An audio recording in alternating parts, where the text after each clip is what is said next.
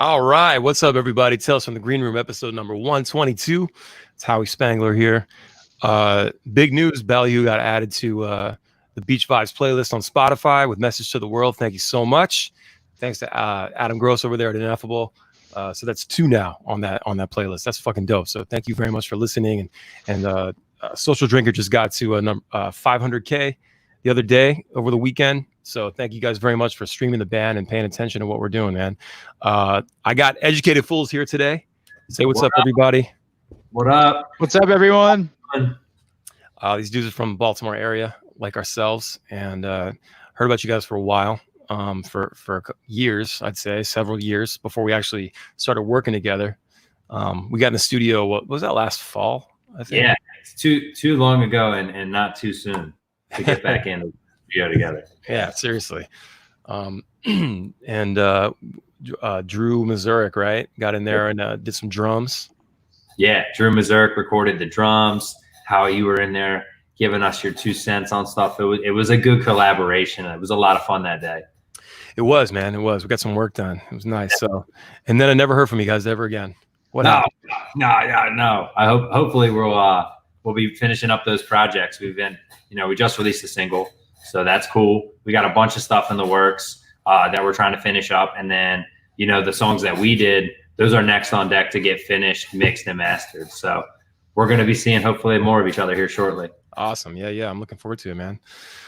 So what's going on, man? Tell everybody about the band. The band has been just pumping out music. Honestly, COVID's been kind of cool in the fact that everybody's been doing their own thing. We haven't been able to play any shows, which is not really fun for us, being musicians who love to play live music. I'm sure you know the feeling, but it's made us adjust, and it's also kind of made us focus on what we have been working on, what we have to work with, what we're doing with that current music, how we're going to take it, out to market and get it out to people across, the world, and then how we're going to release the next set of songs that we have to come out. So it's given us time to focus, I think. It's given us time to practice and hone in on what we want to do as a group and a unit, and what we want to represent, and the vibe and music, just the feeling and, what we actually stand for behind our music, that type of stuff, like really hone in on what we want to, get out to the public. I think COVID and this whole time of not playing has helped us kind of do that. What do you think, Nick? Yeah, I'd say so. I mean, everyone's kind of wrapped up in their own world and dealing with the crisis in their own way, but we've been pretty good at coming together and being as productive as possible. I mean, in the very beginning, we literally just couldn't even get together. We had to be at home. And so, and honestly, for me, I wasn't feeling super inspired. So I was trying to come up with cool ideas, and I felt pressure to really come up with some new stuff, and I just couldn't really bring it out of myself. It was weird. And then we started tapping into some unfinished songs. So we had 6 or 7 songs that we had started writing that we just never finished. And then once we started getting back into the groove of getting together here and there, we're starting to ease up a little bit in Maryland, and we were getting together and stuff. It was it just kind of started clicking again, and now I feel like I have a lot to say. So I'm starting to get back into the normal swing of things, hopefully. So, what are you thinking about? Is it affecting your writing in the sense of of the subject matter, what you're going to talk about in your new songs, or? Yeah, well, I feel like a lot of our stuff was kind of already we kind of foresaw a lot of the stuff that we're dealing with today, and it's always kind of been in our music. We're somewhat of a political band already, and we all kind of have different roots in punk and hip hop and reggae. Obviously, it's always been kind of rebel based music, and so it was already kind of the subject matter already kind of is interwoven in our stuff already. But I do feel now more than ever, it's important to get that message out there. So I think getting more FaceTime with people and getting more involved with the music in general is going to help. I think that's always been our biggest downfall. We all have full-time jobs, you know what I mean? So just getting more involved and hopefully playing more shows and doing some more recording and just having fun with it. Yeah. Yeah, 100%, man. So you look like you're running the telethon or something right now. Yeah. I am, dude. Edjacated Phools needs money. Yeah. That's what I'm saying. Call in, 1-800 donate to our non-existent Patreon, and I'll start a a little fun for all those starving musicians locally. Yeah. Good. That's the first of those I've seen so far in any of these video pods in the quarantine era. It's usually either headphones, or just like a mic. Yeah. You got them both. Yeah, it works. It works for me. The same set Bieber has. It's legit. I'll tell you. Yeah.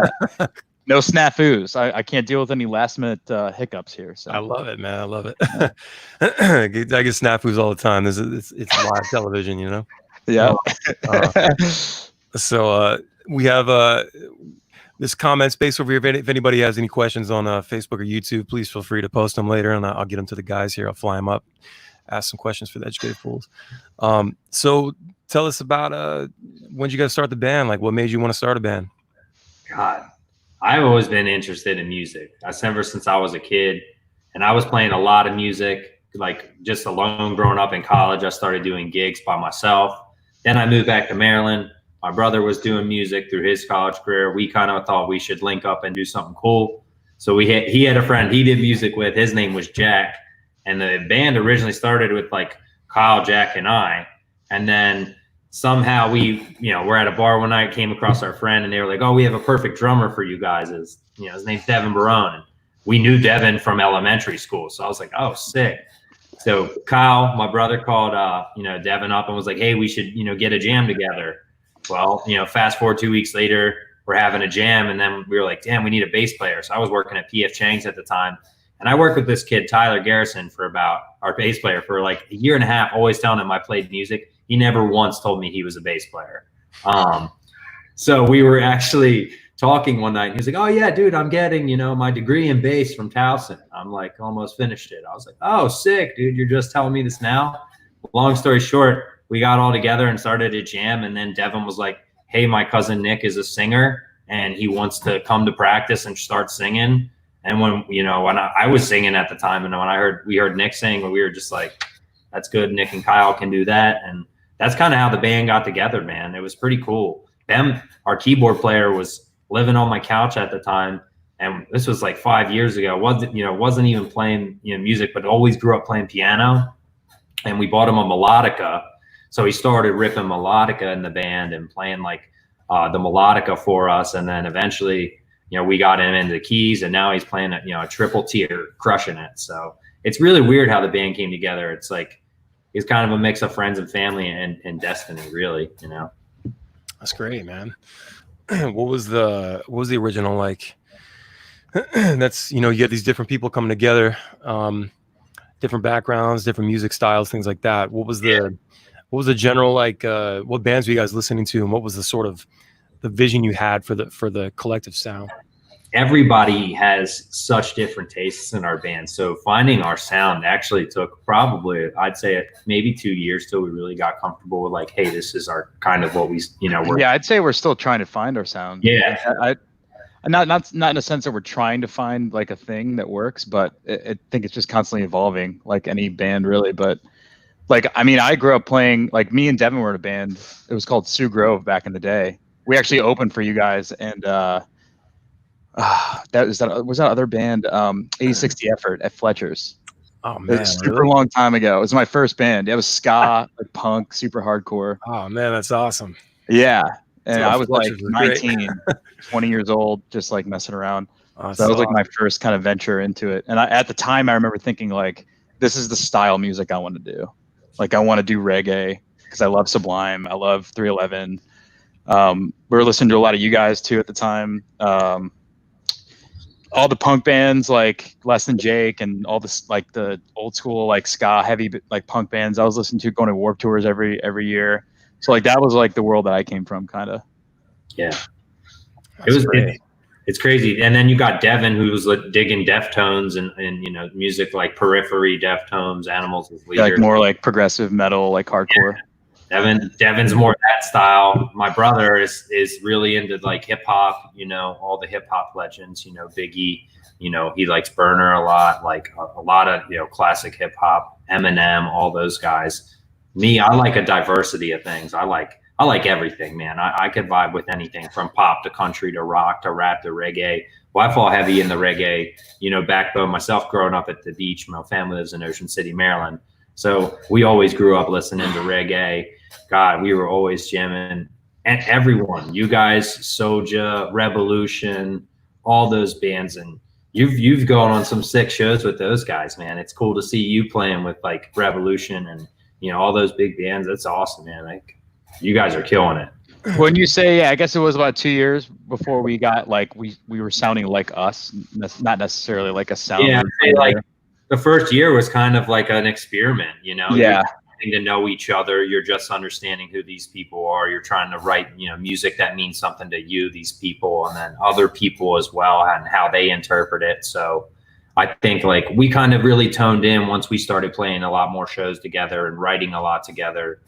And I think like now more than ever, our process has become more of like this is how we write songs, or we, try to do things like, I guess, a little bit more structured than we have in the past, which I think it's working. So the way I write lyrics too is always kind of the same. It's always been like, because I used to do a lot of poetry and stuff in high school. I know, super nerdy, but like I used to do a lot of poetry with like the same cadence. And so I kind of took that, and then I still use that same cadence when I'm writing lyrics, like for the verses and then the choruses and then figuring out a bridge part. Like it's always kind of the same formula.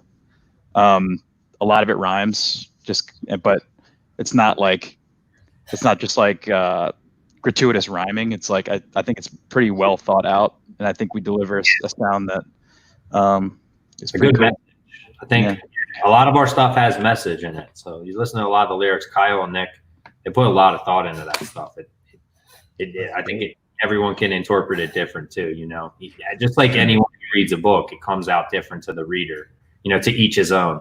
So that's a good way to put it. Like reading a book, Yeah, it's all how you perceive it. I think lyrically, like everybody loves a good party song. Like you got to have your party songs. definitely. But like I think people really gravitate to the stuff that moves them and pulls on the heartstrings. Like when you talk about a situation that you were in or someone was in. Or even if you fabricate something, you put it together, just tell a story, just a fictional story that's based on true life events, you can really connect with people. And I think, people just love I've had this conversation with like Brandon Hardesty a lot. Like people just love the honesty. Yeah. He's really good at just like bearing his soul, and I've had trouble doing that over the years. Like I feel like I go too deep sometimes, or maybe it's like TMI. Like how much do I tell? And is this melodramatic? Am I, is this too sad, or is this not? Is this too I feel like we talk about that a lot in our band. It's always like, is it where, how far do we go? What's the topic? Like, is this cool? Is this not? Like, just trying to figure that out. I can feel you on that, man, for sure. Yeah. Brandon does have some deep stuff. I love Bumpin' Ugly's music, man. He's really good at what he does. No, songwriting is something that grows over time for sure. When you said it a couple of times, Nick, about kind of like finding your sound and you're always, look, my band just turned 25 this month. Hey, 25 years this month. And it's crazy, dude. Yeah, tell me about it. We've been through every stage of the ever-changing music industry. We started with CDs and MTV and Rolling Stone, and now it's just like Spotify, and nobody cares about labels, and radio really isn't a thing, and MTV sucks, and like it's just a totally different world. But and like I always think the same thing. Like I feel like we're still, we have a sound for sure. There's a signature there. There's something in the DNA that sounds like us. But I'm always experimenting and trying new things, and definitely don't be afraid about that. And there's definitely something to don't change what the formula if it's not if it's working. If it broke, don't fix it. Yeah. Right. But then you also at the same time you do have to be a little dangerous and try other things. Yeah. And kind of. I know we've definitely put out some things in the past that kind of made fans go, "Oh, okay, what's this?" But ultimately, all our stuff's been pretty well received for the most part. Any weird stuff, but you can't be afraid to try new things and be brave. I'm excited for what we have that's out, coming up, man. We got a lot of different stuff. If you listen like to our new single we just released, Operate, what's about to come out after Operate is so different.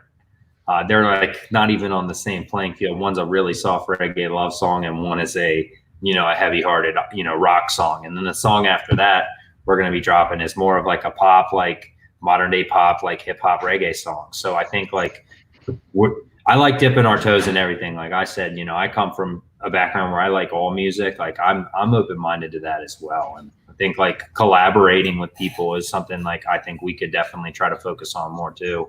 Because I think there's a lot of good artists within the industry we get to play in, and we'd love to be a part of that. Like we're working on these songs with you, and I know the band is super excited to be a part of that, and we're super excited to see the product that comes out of it. So, yeah, the stuff sounded good that we're working on. I know, like I put together like a rough mix, and with scratch vocals and such, but those guitars are fucking slamming, dude. I know, right? You killed it. Come bust it up. Yeah, I know. Me and you and Fingers and Firm, we're putting in late night work, man. Yeah. That's the blood, sweat, and tears that people don't see you put in, And then it comes from everything that everyone kind of puts in. It's like a huge team effort, and nobody really understands that from the outside perspective of a band. The inner workings of a band itself, it kind of has to be a finely operated machine, You gotta have everybody on the same page. You have a lot of moving parts in a band, and then you've got management and booking, and and whatever else. And if you're out on the road, you have crew guys. Like there's a lot that goes into it, and so the people see the final product. They see the package that you've put together, but as you said, they don't see everything that goes into creating that package. And it is nice to, I like letting people in. I kind of got over that secrecy thing. Like the big artists and stuff, they get, things get leaked and things like that. And I would embrace it. If we were some big band and like a record leaked, months before it was due to come out, I would embrace it. Like, fuck it, release it, let it out, just, I don't know, man. I think there's too much secrecy. Just like, get over yourself, bro. Like the people want it, give it to them, Yes. And when I'm writing, if I have a cool idea and it's something that, I feel good about, like it's a verse and a chorus or something, I'm like, I'll go on Instagram, like go live, be like, yo, check this out, and just bust it out. Boom. So what? Who fucking cares? I've been on YouTube, just like doing the same thing for like an hour and a half, just working on a demo in Pro Tools.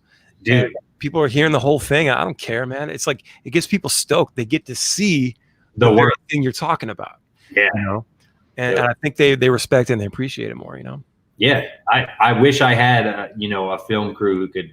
I try to videotape as much as I can for the band and produce and do everything, and it comes down to just not having enough time in my day to put together as much content as I want. I got to make more time. It's a lot to, I was making videos for a while. I still make them, but when I was doing it early last year, man, I was doing it every single day. I did song of the day. Yeah, song of the day, 46 days in a row. I did 46 of them, and I was on tour. I got on tour eventually and had to stop because it was just too much, Yeah. And, it's just already the things that are going on in your day, and then it's like I got to shoot a video, possibly do it like 3 or 4 times because I fucked up, and then I got to bring it in here and like edit it, yeah, dude, and then and then upload it and all this and come up with the descriptions and all this shit. It's a lot, man, and but I just like making stuff, and I think the best thing too is like it's not even about like production value as much as it is just letting people in, letting them see the process. Like if you just document it, like literally, like, I could probably take my phone right now, put it right here, me talking to you guys on the pod, and that could be like a clip I could use, like a behind the scenes thing. Yeah. You know what I mean? Like it's just, it's cool shit. I would love to see my favorite artists like doing shit like that, like showing me a song early, like way before it's ready, or showing me how they write, or in the studio or whatever, man, or just what kind of coffee, how they make their coffee in the morning, like stuff like that, Dude, we're lucky we have the access to platforms that allow you to do that these days as artists. Like I know, I don't know if you like our fan John Mayer, but he's got a sick documentary on YouTube. And he used to talk about like how he could upload his music to, let's say, you know, his MySpace that would get on the LimeWire, and then all he wanted to do was just release content. He didn't really care about the content. He was like, I was writing so much, I couldn't even keep up with it. I just wanted to put out content, and then the people would respond. So I agree with you. Like, I think it's good to get, you know, more out than focus on every nick and cranny. You want it to be good, but if it's good, it's good, you know? So. Yeah. And I think what you said a minute ago about, you know, all the tools that we have, it's like, I think that's one of the big problems with artists is that they don't realize what they have. And it's like they don't know how easy it is once you get in. Like, you don't have to put a ton of thought. Obviously, the more thought you put into something, it will be noticed. But you don't have to get super creative every single time. Like, you can just get on and just talk about your day. You know, talk about, you know, we have to go live. We have to use the platforms, and use all the platforms. You know, unfortunately, it's like there's a million of them, but pick a couple that are of the popular ones and just get on and start just making stuff. And when I say make stuff, it's literally just, I mean, just go live. And then when you're done with it, download the video or screen record it or something and put it on your other platform. Yeah. Like, it's just, you have to like spread it around, and because not everybody's on every platform. And you just, to me, it makes the most sense. If I want to stay in the conversation, I got to keep making stuff. I got to keep putting things out. And I got to keep seeing Howi Spangler. I got to see Ballyhoo, whatever. New song, video, fucking quarantine, live stream, podcast. Yeah. You know, oh, here's me fucking around playing Resident Evil 3. Like just that stuff. The more people see stuff, you just stay in the conversation, you know? Yeah, definitely. So what about taking so Tales from the Green Room, do some video from the green room? Oh, like straight up, like in the green room, like the real right, like after a show in like Bakersfield or something, or like on a big tour, like. Oh, totally, man. Totally. Would that just be too many? Like, you have to hire a full-time videographer and do all that? Probably. Yeah, I mean, when we go on the road, we try to have a videographer with us, because there's a moment where I do like to leave it to the pros, because I know they're going to make it look dope. And we have a few videographers that we use when we can use them. Yeah. And it's even better when the other band we're on tour with has them in their van, so we don't have to put them in our van. But we'll just throw them money, you know, to like record this. Yeah, a couple extra hours. Yeah. Yeah, and so they'll, you know, like our buddy Chance, you know, he'll come out with us sometimes. He did the Reb run with us last summer. Nice. And just did recaps every day. And then every day and every night we had videos. And then he would just throw me, like, I'd have like a 1.5, 3-minute video sometimes. And then end of the week, he'd do like a weekly one with all the shows from that week. And then end of the tour, we'd have every, like, a 3.5-minute video of like every show, just like clips. That's and cool. It was great. And the cool thing is, when you know, you can get so much out of that, just like with the live streams. You can take those recap videos or the live stream videos and start clipping out songs or portions. You know, maybe there's something funny that happened on this recap or whatever, and start using that. Post that on your Instagram one day, and then post a video from a song or something from a performance the next day. You know, you have to repurpose all the stuff that you're making, you know? So take your big thing, your big long hour-long thing or whatever it is, and start clipping it out and use that, you know, for different stuff.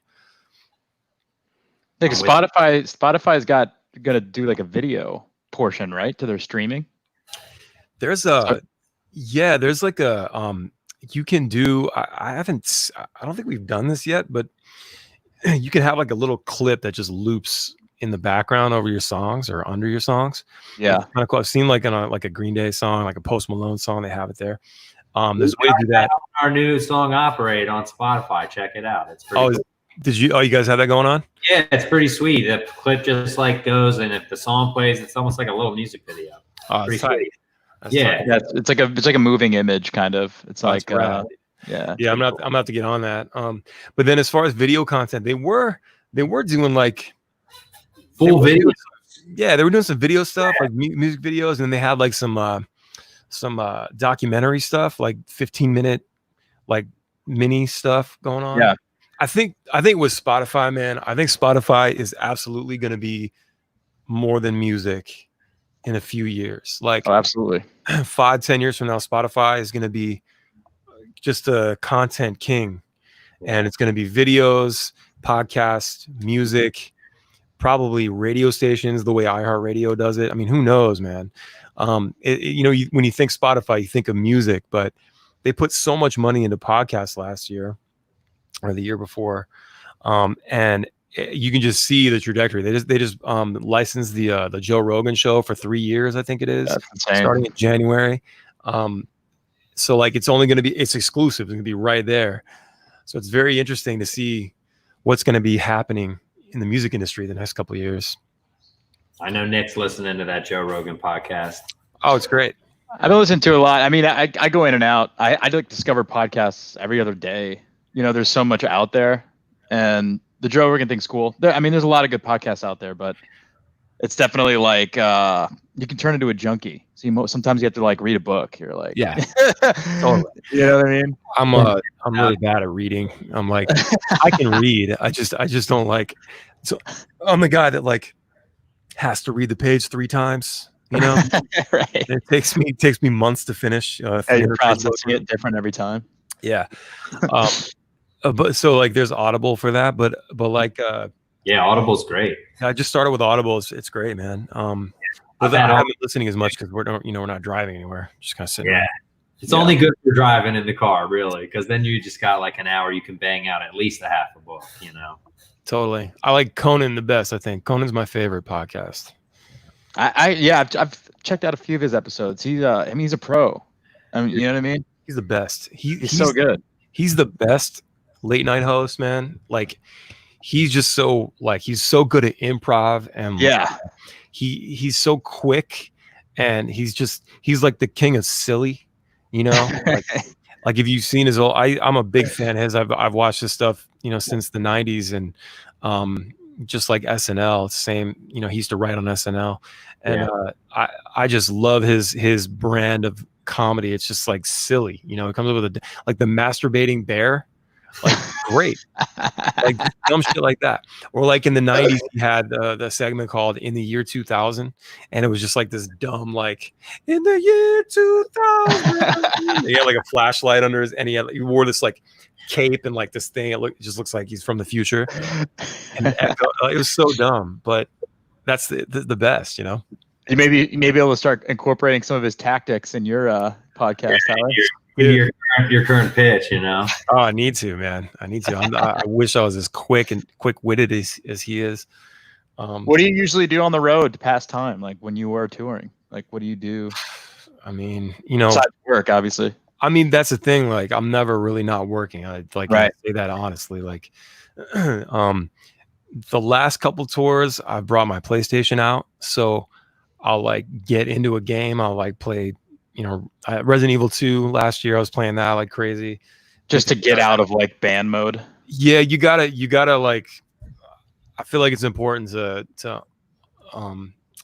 turn your brain off for a while, and I say turn your brain off. I mean, when you play video games, especially when it's puzzles, you gotta be focused. But like, it's to focus on something else and not think about emails and DMs and, you know, just the whole thing that comes with being in a band.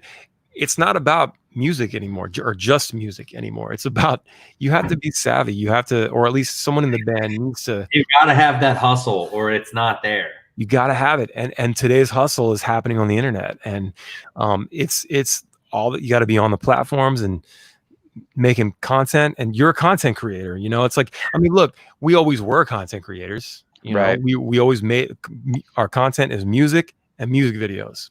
Yeah. Now you just have to go harder with it, you know, and it's more than just studio footage and things. It's literally, like I said earlier, like I did a video of me making coffee with my daughter, like just stuff like that, you know, like you have to. Does that come naturally to you? I feel like for me, I'm so bad at like self-promotion. You know what I mean? I get it. Hokey to me. I totally get it. Myself, but I love other people promoting themselves. You know what I mean? Like, I think it's something that you have to just get used to, or get over it. Right. A little bit, like you might be inhibited by like oh, people are gonna think this is stupid, or or like, or like, I'm a dumbass when I talk. Like when I talk, like when I'm speaking, I feel like a complete dumbass. Like when I'm publicly speaking, and or in conversation with people. Like I feel like I know 3 words and I just keep using the same words over. And you know what I mean? Like I wish I could be more eloquent when I speak. But yeah, and then I don't make a lot of videos. To be honest, it's because I don't shower. I shower like every 2 days. I'm just like I'm like a troll. I'm in here doing this, and I start just being gross, and like I get that 8th grade crustache and like the fucking hair. The hair. Are you showering less now right since now, quarantine, or are you showering more? What's that? Are you showering more or less right now? I'm showering less because I don't go anywhere. Yeah. And it's just, what's the point? Like that's 20 or 30 minutes in the bathroom that I could be spending doing this stuff. And and I don't know. And so, and it's just, I don't feel like, I'm just like, I'm just gonna go make some coffee and start working. Right. And people like want me to do like cameo stuff, and like I'm like, oh shit, I need to go take a shower first, like so there's that. There's like I'm worried about appearance. Hey man, people probably wouldn't even give a shit, if I was just like all 3 days no shower, just like they would respect the hustle. You're a rock star, dude. But that's my thing. That's me going, I know I need to make more videos, but I make excuses for myself. But well, I'm not a shower. I'll do it tomorrow. What amazing video could I have made, that night? No shower, Howard. You're like in the moment. You don't want to lose the moment. Yeah. I think we have a lot of us have ideas and things that we just don't pursue when we should. You must shower more on the road. I shower every day on the road. Right. I think I wouldn't agree more, man. I think that, dude, I have so much shit I want to put out that I should probably just put out. Like I am right there with that. Like I should just let it go. Well, yeah, because when we used to have all those conversations, remember Logan, about like, oh, we should really hold back and then like promote this big thing and then wait and then pick a date and then it's like that's not really I never really liked that. And then it also kind of slows your momentum a little bit. And then we're also super unorganized. So it's like, well, when are we going to pick this date? When are we going to, you know what I mean? Like, it just doesn't really work that way. Somebody in the band needs to like be like the kind of steer the ship, I guess. Right. I understand it's probably a democratic process, and that's fine. That's how it should be.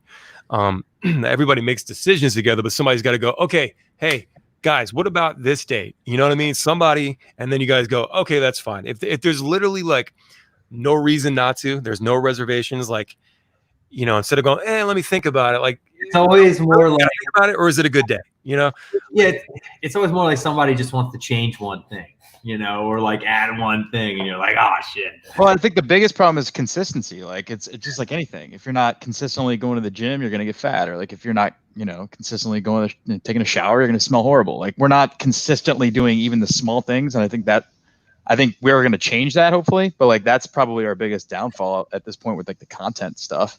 Is just like you said, this shouldn't just all happen. Like you have to get in the groove of like putting stuff out and getting comfortable with it. And I don't know. It just seems like the more you do it, the better you get at it. I'm sure. Yeah, totally. And it's not like I said, it's not so much how it's not production value. Don't worry about that. I mean, our phones make great video. And literally just a couple of you guys sitting around playing acoustic and Nick, you singing a song like for 3 minutes, like that's content. It's very easy to do, like, or if you don't have time to do that for some reason, it's literally like, all right guys, I've been trying to get this new LaCroix lately. It's $25 on Amazon for a 12-pack. What's going on? Like just dumb shit like that. And post it. And like, what's your favorite flavor of LaCroix? Like just it really doesn't. Coconut. It's entertainment, man. Coconut. Yeah. Dude, coconut is like licking my chick's arm at the beach. But I like it. No, I don't mind doing that either, especially at the beach. God, put me on a beach. I'm happy, man. Yeah, man. Do you ever think about adding a sidekick to the pod, Howie? A sidekick? Yeah, no, I need to get a witty sidekick with an attitude. Do you really want somebody to do it with, or do you like kind of like doing it yourself? I've never given it any thought, to be honest. Yeah. I have talked about doing starting another podcast with a couple of guys in the band, because we're all big into video games. I don't play as much as I would like, but Nick and Donald play a lot, and so I thought it'd be cool to start our video game podcast and just kind of talk about what's happening, our favorite games, and like each episode, like talk about our favorite game, like feature one game, but then have like a news segment too about what's coming up and things like just what's going down. Ben's a huge gamer, and so is Devin. Oh, nice, man. Yeah, I think it'd be fun. It'd be a fun little thing, and that's what the thing too is. Like, I feel like people need to. You can start a career with a thing that you love. As dumb as it sounds. Look, we love music, and we're doing that. And we're making money from it. It's you have to work for it. Like, that's the part that people miss. It's like you got to work really hard for it. But it's totally possible. If I want to talk about how stickers are made, and you start a whole YouTube channel about stickers, you get a following. Yeah, no doubt. There's a kid who's like a billionaire. He's 8. He talks about toys. I think it's like Tommy's Toys or whatever. Yeah, dude. Makes mad bread, dude. There's a wonderful meme I saw. It's like me getting ready for work when a kid from New Jersey just won $3 million playing football. Oh God! And it's like a picture. It's a picture of Joaquin Phoenix as the Joker in like a members only jacket. And he's like looking in the mirror, like, oh God. Dude, I laughed so hard, man. It was one of those like big LOLs, Oh, that's really happening out there too. It's totally happening. Like, somebody with a members only jacket, just like in despair, looking in the mirror. Total fucking clown while these kids are just making money on YouTube and Instagram. If I could make $3 million playing Fortnite, I mean, I'd start playing tomorrow. But I suck at video games. I mean, you could do like a live stream, like you could do like a Twitch scenario where you have like a playlist with all your buddies in the band and stuff, and just play video games, talk shit, and just like play your playlist. Yeah, dude, people would tune into that. That's what I'm saying. Yeah, I would tune into that, dude. A bunch of dudes sitting around playing video games and talking shit. Like, that is awesome, dude. That's ESPN at your period right there. That's dude. what I'm saying, man. Like, the esports is taking off huge right now. I'm like, I don't know, anything, just guys sitting around talking shit, guys, girls, whatever, just like talking about whatever comes to mind, or if there's something specific, like, do you think sorry not to cut you off, Howie, do you think that there's like a difference in your younger dynamic, like the crowds that are a little bit younger, like your fans that are younger versus like dudes like us who are like in their 30s that have been listening to your shit forever, like the way that you reach them, or like the way that you kind of do your thing with them? I mean, the way you reach them, like the young ones, you reach them on TikTok, right? If you're paying attention to, you should always be paying attention to the next platform. Like, I saw TikTok like exploding before like my son had it. Like, I was like, this looks like a thing, and I pay attention, I read things, and I watch YouTube videos about stuff, and I'm like, this seems to be the thing that's coming, but so a lot of young people are there. Not as many young people on Facebook. It's more people our age and older. What about like the shows? Because one of the biggest problems we have is like not all of our shows are all ages. Actually, most of them are not. And I know a lot of my sister's friends in high school, like my cousin's friends, like there's a younger audience out there that I feel like we kind of miss because we're playing, like shows that aren't all ages. And a lot of our content is, it can be harsh, sometimes. And I get that, but I don't know. It's kind of like, I'm wondering what your thoughts are on that. No, you're right. There's definitely kids. I mean, you're gonna have fans of all ages. Our biggest, for us, you can go on like your Instagram or your YouTube or whatever, your Facebook, and look on the band's platform, and you'll see on the analytics that, like, for us, our biggest group is I believe it's 25 to 34, mostly dudes. I don't know why. Iration can't have all the girls, man. Right, but that's now though, right? That couldn't be when you guys were like, I could go back 10 years and your whole crowd was girls. Yeah, the M squared, man. They got the Micahs rocking the guitars together. Dude, Micah's voice is just too good. It's too good. His love songs, they just connect, and it's like Time Bomb, and all the girls are like, that's me. Me. I'm love the time bomb. I love Micah figured it out. Yeah. We actually covered that song. It's pretty badass. Oh, that's a great song. Yeah. Yeah, no. That was your last tour, right, Howie? Yeah, with Iration. It was great. How was that, dude? Oh, it was great, man. It was slamming. I was actually surprised because we hadn't toured those guys in 9 years before that. Wow. We played crazy. festivals together over the last 10 years, but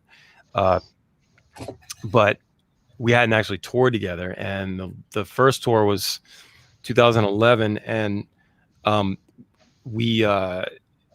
it went well, but it went way better this time. I know what it was. So I have this whole thing of like, I get this punk rock attitude, where it's just like, man, fuck that. We're going to do whatever we want. Like our music, blah, blah, we'll play whatever we want, whatever. And that can bite you in the ass. Like, you have to be willing to play ball a little bit. And if you don't want to play ball, that's totally fine too. You just got to be happy with kind of sticking here for a lot longer. You know what I mean? Yeah. So like, we were like playing all our heavy shit, like all their bigs, like, because we wanted to put on a big show. We wanted to put on like an energetic show, right? And I felt at the time, like our reggae stuff, you're kind of like this, and where like the punk rock stuff, I'm jumping up and down, I'm fucking screaming, I'm like all over the stage, like blah, like yelling at the crowd, fucking rock and roll, fucking ripping it. And I didn't know how to like. Do you remember when you busted your head at Secrets, bro? I was right there. Oh yeah. You came back out on stage bleeding, and you fucking crushed it, dude. I was like, fuck yeah. I was in the stage, dude. I was there with your sound guy, Parker, at the time. Like, you killed it, dude. That was sick. When you were covered in blood, fucking come back out and rocked out, dude. Everyone in Ocean City loved it. It was great. Dude, yeah, super embarrassing. I remember every time somebody points it out. Thank you. Dude, it was great. It was great. It was sick. It's part of, it was a rock show, and I was too tall. Sometimes I'm too tall, and smacked my face like right. I think it was one of these eyebrows, like right here, right on the damn speaker, man. And dude, you didn't even stop playing your solo. You were just bleeding, ripping. I was just like, I saw the blood coming down. I was like, shit. Animal. Yeah, the show's got to go on, man. I think Dave Grohl like just broken his leg, and I'm like, I can't leave the stage for this. Dave Grohl hanging out of his leg. Like, he totally came back 20 minutes later. Yeah. But what a rocker, dude. Yeah, we had like 5 songs left. I was like, we got to finish this. Yeah, so yeah, we were playing all the heavy shit, and I just felt like, I know that looking back, we were too heavy, because we would come slamming out, and then Iration would come out, just smooth as fuck, and everybody's dancing, and all the girls are dancing, everybody's got their drinks, and it's just, it was an amazing, it was a shit show back then tour, but it was a great experience. But seeing that, I was like, and looking, and over the years, I kept having that same attitude. We're gonna do what we want. And then this time around, we really tailored the set. Same with Reb, like we tailored the set more to like that crowd. And what I've also come to learn is that over the years, like our fans are like the same. Like we have a lot of the same fans. There's a different vibe to each band. Ballyhoo, Reb, Iration, Bumpin' Uglies. Everybody's got a different flavor, but there's a lot of crossover. Like I'll see, at our shows, I see stick figure shirts, pepper shirts, Evolution shirts, Iration. I see it all, and so it just like at their shows, we had a lot of fans. That amphitheater tour last summer was great. Like we had a lot of fans in the Revolution crowd, and I was very pleased to see that, because it's a little bit, because I was like, man, I hope people like us. I hope we're not just too heavy or weird, or because people want to they want to vibe out like this. But nowadays we have the catalog to go in and really tailor the set to sort of do whatever show we want to do. And right. we can still make it exciting and fun the way I I guess I didn't think was possible, you know, like 10 years. Yeah, that makes Right sense. before we did, right before COVID, we did our first like big tour kind of with Bumpin' Uglies and Fortunate Youth. And a big thing that our band did was we cut back on all our heavy shit for that tour. We didn't play really anything heavy because it wasn't the right vibe, you know?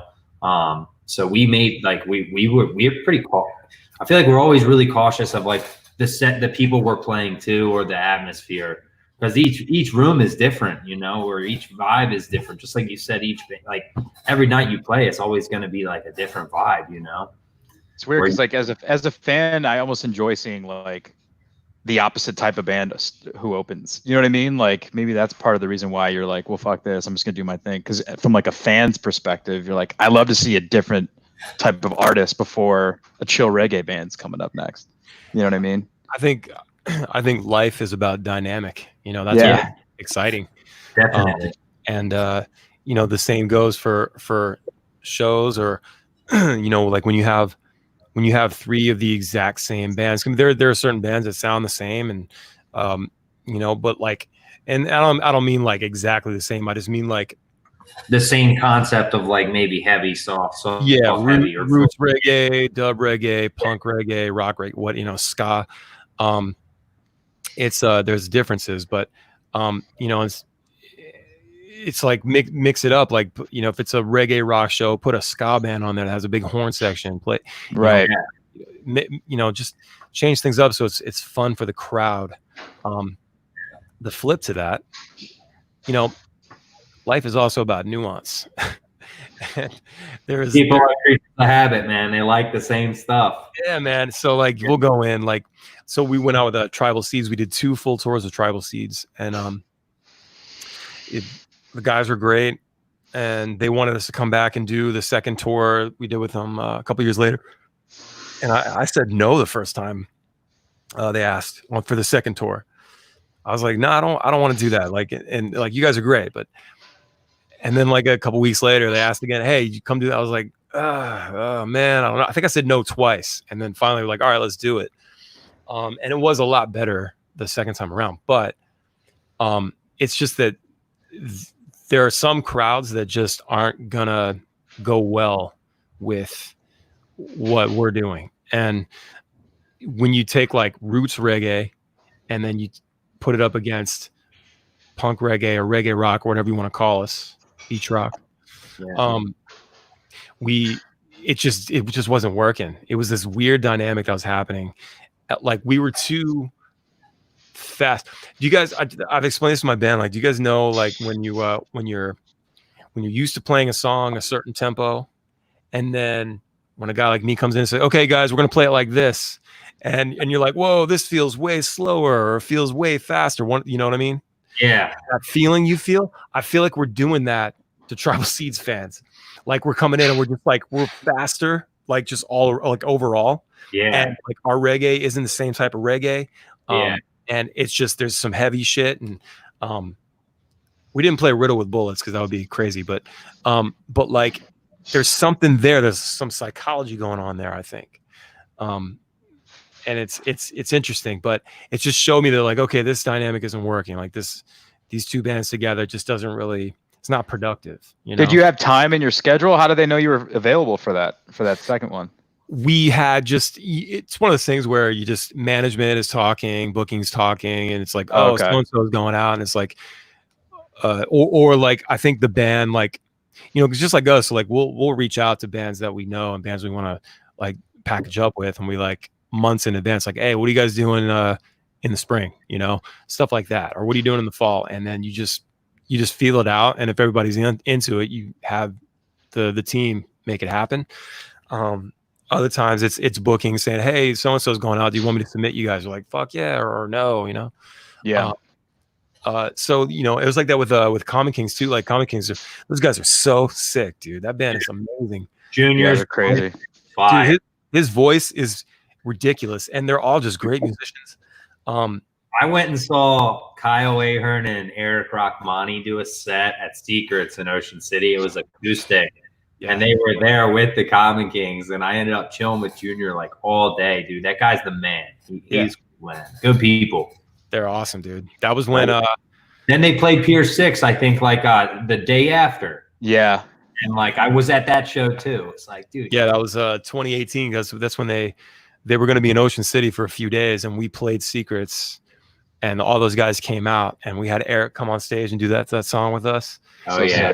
I mean, it was like everybody still talks about how great. I was at that show. You were there?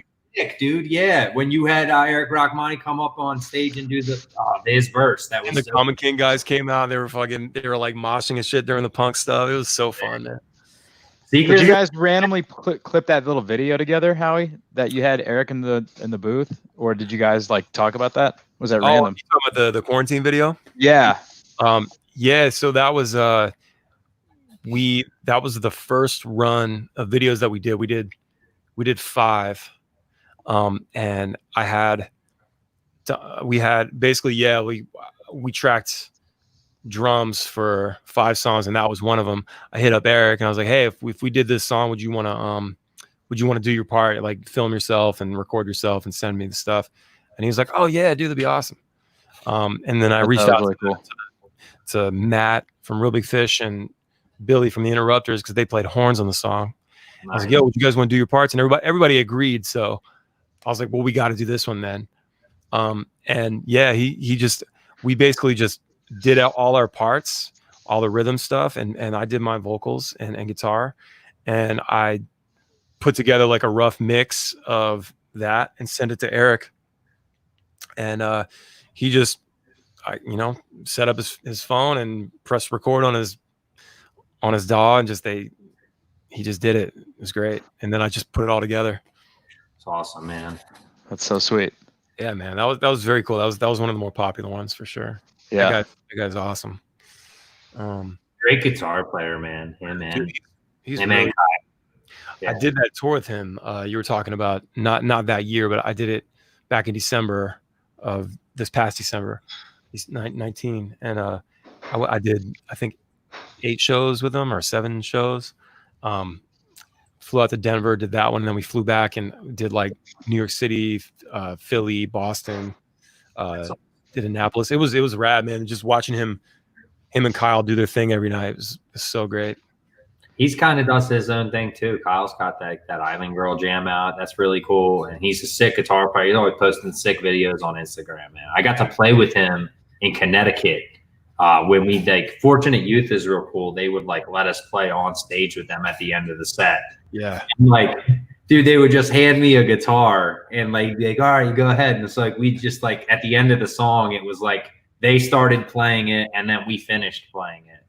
And we had like one show where there was like Pepper came on, and then Kyle Ahern came on, and like Nick was on with Dan Kelly. It was really cool. Nuts. Yeah, it was fun. Probably one of the more fun moments of like. Oh man, it was the best. Yeah, yeah. Those. It was like a random night. I was like, dude, what these? I turned around and it's like Kyle here, and I handed the guitar. I was like, oh, sick. And then like Brett Bollinger's on stage killing it. I'm like, what is going on? I didn't even know this was going down. Like, this is sick. Yeah, those guys love doing the Brodeo thing. They just pull everybody up. It's so great to see. I ended up on stage with Iration last summer. I ended up going to like 3 shows because we had off last summer until the end, until like August, I think, which was it was our first summer off in like 13 years at that point. Wow. Yeah, and so I ended up on stage with Iration, like wasted, like with a tambourine. Right. Dude, we played a show. We did a little run with the Expendables, and you came on stage and played Bowl for Two at Soundstage. That was real sick. Yeah, that was fun. You killed that. Yeah, there's it's fun being in this community, man. Like I said, there's so much crossover with the fans, and there's only a few bands or a couple bands that we didn't really fit with on a tour, but most of the bands, it's just everybody. There's something for everybody, I think, and we've had great, even with Stick Figure, like he's just doing more the dub reggae stuff, but like like his fans loved us when we played with him. It was We were so close to playing a show with them last year in the woods, and it ended up being a sick show, and we didn't get to play it. I was oh man, damn. It's like, damn, that sucks. I love their music, man. They're so cool. They just got like such a good vibe all around. It's good. It's just good to see, man. We did like our best merch ever on the Fortune Youth Tour in 2018. Nice. It was crazy, man. Yeah, we were like the fans were just, we go out there and just crush every night. Like, I was very surprised because I wasn't sure I was going to turn out again, because like, you know, they're more of like laid back, chill, jam stuff, and it was. You guys put on such a sick show. I think every time I watch you guys, I'm always inspired personally to get our coordinates down better. Thanks, like man. You guys are freaking like I don't know. One band I would relate you guys to, and I love this band, is Tropodelic. They're really coordinated on stage, and I think you guys kind of have a parallelism in how coordinated you both perform. Dude, when we played the brewery show with you guys and you ended the show with the lights and all the guys had their hands up, it was like so perfectly executed. That was great. So sick, man. Like that showmanship is like stuff like I like to see. That's like what I want to go and see people do as a fan. You know, that's awesome. Yeah, I think. Thank you. I think there's you know, I took a lot of my cues from like Billy Joe Armstrong and Green Day, and like watching those guys when I was a kid. He's a rocker, dude. Yeah, man. Just like seeing how a show is supposed to go. You know that? What's that? He actually has a band with his kids, and they're yeah. I know, it's the best, man. He just what I love about him is that he just plays. Like even like all the guys, they just play. They don't care about how it looks. Like the Green Day show is different. It's a big thing, but like I'm talking about, like they have side bands. Yeah, it's just like I've seen them play. Like Billy's in a cover band called the Cover Ups, I think, and it's like him and Mike and some other guys, and it's like it looks like a show you'd see at a bar, just like guys up there, you know, tuning on stage and just kind of bullshitting and taking forever to get to the next song. Just very bar band style. And I don't know, man, it's just rad. I've seen videos of them just going on stage randomly with another band's gear just to play some songs, and the guitar is slightly out of tune or whatever. And it's just, I don't know. It's just, it's inspiring to see that. Just because the love of the music, the love of just wanting to play, and not being so wrapped up in how it looks or how it sounds. That said, when it comes to the Ballyhoo stuff, I do try to make it look as good as it can and sound as good as it can. And we're always trying to think of ways to like make it look and sound better. We added the light boxes in years ago. I think that was like 6 years ago now. We've had those. So we stand on the light box and the light shoots up from underneath us. One little tweak that it's not something that like, because our tour manager, Alex, has a lot to do. Like he has to trigger the geysers. We added those in a couple of years ago, and like those things go off and there's smoke and colors and stuff. And then he puts the wig on me when I go to play this solo and blaze this weed. And so we try not to add a lot of stuff to him to do. So we try to think of ways like that we can do it ourselves. So like the light boxes was a way to do it, like where Scott built them, and it has a little trigger in there and it's just pressure sensitive. So when you press down on the glass, the plexiglass on the corner, the triggers the button and the floodlight comes on. And it just adds to the show, man. It was so simple. I think it was $100 to make both of them. Yeah, and even that, and like you guys also have cool stage props too. Like sometimes you'll have trees or skeletons for the Halloween show, like we did. You had coffins and skeletons, and that shit makes it sick, dude. Like, I really appreciate that you guys put that much effort into it, because it makes the person who's viewing the show feel much more like this is sweet. This is something they want to be seeing, you know? Yeah, man. You got it. That's our biggest show of the year. You know, that's the one we go hard on. And I think especially if it's a Halloween show, like you gotta it's gotta look like a Halloween party, you know? Dude, yeah. You know, and it's like, you know, maybe we'll get there one day when we can have, you know, the big video walls and crazy laser shows. And I mean, HD LED walls. Yeah, man. Like Revolution's got like they on the tour we did last summer, it was like they had the big show set up, the 3 trusses with lights, and it looks like mountains. They and travel with like 4 18-wheelers, dude. Yeah, they come with all these trucks, and it's crazy. Each day they needed 6 like 6-foot tall cans of cryo, which is where when you see on the hits, you'll see like the smoke spray up. Oh yeah, like it happens a lot. Well, like there's 6 cans of it every day. Like they run out every night, and then like someone's putting this together. Someone's making a call or sending an email. I need more cryo immediately. We need this every day, and it's obviously set up, months in advance. But like just the production when you go, like I've seen it all, man. Just from like the shitty bar, with like awful PA or no PA to like full scale light show, big amphitheater, huge sound, fucking, everything, man. And it's just amazing to see. Like 311 was the first that I saw. We got to like experience. It's like, damn, dude, like these guys had their shit together. Like everybody is doing something. Everybody's there to work, and everybody's really good at their job. There was I think it was on what tour was it? I can't remember. It might have been the Red tour. Somebody's like polishing the cymbals. Like I've never seen anybody polish cymbals before. Like it's crazy to me. Or maybe it was Iration. Hang out with our tour manager more. He's polishing cymbals right before he goes to bed, dude. He loves a shiny cymbal. I love that, man. Yeah. Stage cleanliness has to be on point too, Yeah, the stage got to be clean. There can't be shit laying there. We try to be as wireless as possible. Like I hate being tethered. Like when I like getting in front to the crowd, and like the cable would stretch, and then when you walk back, the cable coils up, and you do that a few times, it coils up even more. You kick your cable out. Yeah, you kick the cable out. You're pulling your pedals or whatever. You pull your amp, like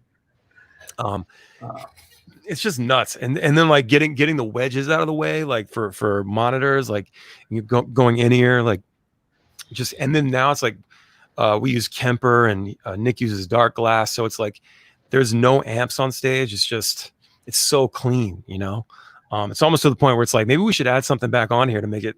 What are they doing? How are they making all these awesome sounds? Right? Yeah, exactly. But if you're Expendables, you have all the dummy cabs, which looks awesome. Yeah, their cabinets are sick with all the art on it.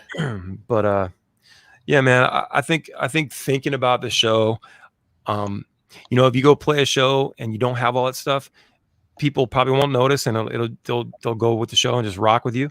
But if you do take the time, people do notice, man. Yeah, and they're like, "Wow, this looks awesome! Like, I got to go to this next time." Like what you should always be thinking about: what can I do to make people want to go to the show and bring their friends next time? And they bring a friend next time. It's all about that growth. Yeah, we had the Bash. We had it with the Bash. We had some momentum going, and they canceled it this year, unfortunately. But I feel like ruined it, man. Damn it. Capture that, because everyone brings their own show to the party, and it's like everyone's looking forward to that day every single year. Is that the High Tops thing? Yeah. We put that on together. That was like our 4th year. Last year we had Fortunate Youth headline.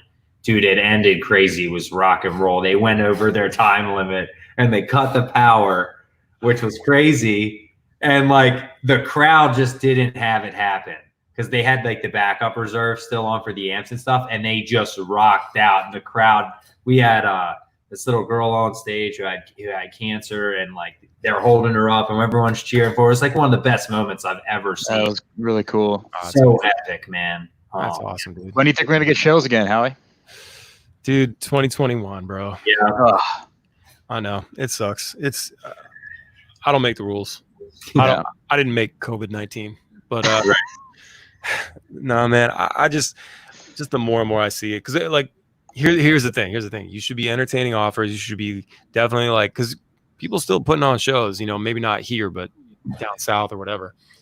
Down south is not the best place to go right now, according to red that I see on the map lately.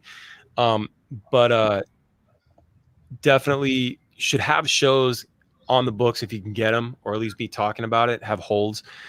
Because if for some reason things get good in the fall, and you don't have anything on the books, you probably won't be able to get anything because other bands are going to have it. Yeah. And we're not going to be the first band to go out and join the parade. You know, if things start popping again, Yeah. we're going to kind of let things happen. I don't want to be responsible for a bunch of people getting sick or, Right. you know, I just don't want that tied to the band. And I'm not, you know, luckily we're in a situation where we're not gonna die from this, you know, with like the band. I mean, the business. The business isn't gonna be killed. You know, some bands are gonna quit. There's businesses that are shutting down, you know, because of this. But we're gonna be able to keep going because of just years of being set up, you know, and so we don't feel like the need to go play shows. Right. Bands that like don't necessarily have the money in the bank to like do this or whatever, to like ride it out, maybe looking for whatever opportunities they can get. But just be safe and make sure it's in a situation where it's going to be a socially distanced thing. Maybe it's outside would be better. Yeah. The diner driving shows have been kind of cool. I've been seeing people doing drive-in shows. Yeah. The driving thing is weird for me.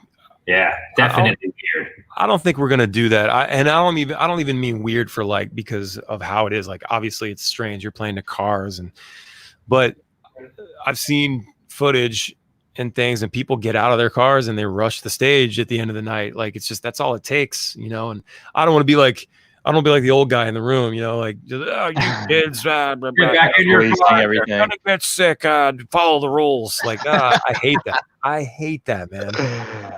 But it's like I got kids, man. I don't want to go out and get my kids sick or get anyone else's kids sick or their grandma or something. I don't know, man. It just weirds me out. So keep doing live streams until, you know, like if you're gonna survive, you need to adapt. And you know, everything, dude, I'm saying it is, dude. You have to, you move online. Everything's happening online. There's no reason you can't be on here doing a stream, you know, playing your guitar or whatever.